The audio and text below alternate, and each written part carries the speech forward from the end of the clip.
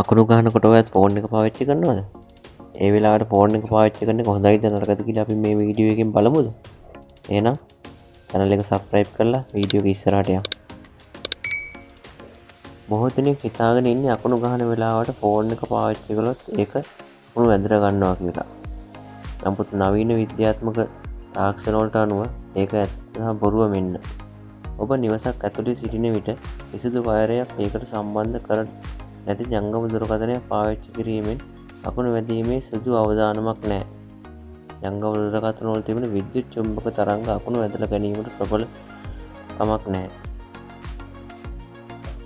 ඔබේ ෆෝන් එක චාර්ජරයකට සම්බන්ධ කරලා තියෙනවා නම් අකුණක් විදුලි රැහැන් පද්ධතිය වැදෙන විට අධික විදුලි ධාරාවක් චාර්ජරය හරහා ඔබ වෙත පැමිණෙනු ඇත.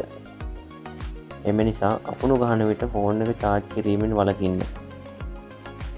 චාර්ජරේ ප්ලග් එකකින් ගලවා තබන්න. පිච්චයක් කරා යන තඹ රැහැන් සහිත ලෑන්ඩ් ෆෝන් අකුණු වෙලාවට පාවිච්චි කිරීම අතිශය භයානකයි. පිටත විදුලි කණවකට අකුණක් වැදුනොත් ඒ විදුලිය රැහැන දිගේ ඇවිත් ඔබට විදුලි සැර වැදීම ඉඩකඩ තිබෙනවා. ඔබ එලිමහනක ඉන්නවා නම් ෆෝන් එකට වඩා ඔබ ඉන්න ස්ථානය වැදගත් වේ.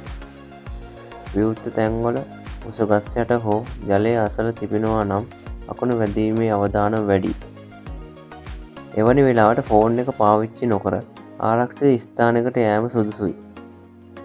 ෆෝන් එක නිසා අකුණු ආකර්ෂණය නොවුනත් අකුණු වදින වෙලාවට ඔබ ලෝහමය උපකරණයක් ස්පර්ශ කර සිටීමෙන් ශරීරයට වන හානිය වැඩි වෙන්න පුළුවන්.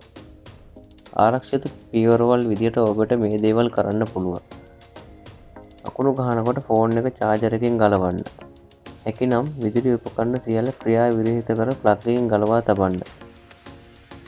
එලිමහනේ ඉන්නවා නම් දුරකථන ඇමතුම් ලබා ගැනීමෙන් වළකින්න. වහාම ආරක්ෂිත ගොඩනැගිල්ලකට ඇතුළු වන්න. ෆෝන් එකක් අතේ තිබුණා කියලා අකුණු වැදලා ගන්නේ නැහැ. හැබැයි චාර්ජ් කරමින් හෝ ලෑන්ඩ් ෆෝන් එක පාවිච්චි කරමින් මාරාන්තික වෙන්න පුළුවන්. එනිසා මේ දේවල් කරන්න එපා අකුණු ගහන වෙලාවට. වීඩියෝ එක හොඳයි නම් subscribe කරගෙන යන්න කට්ටිය.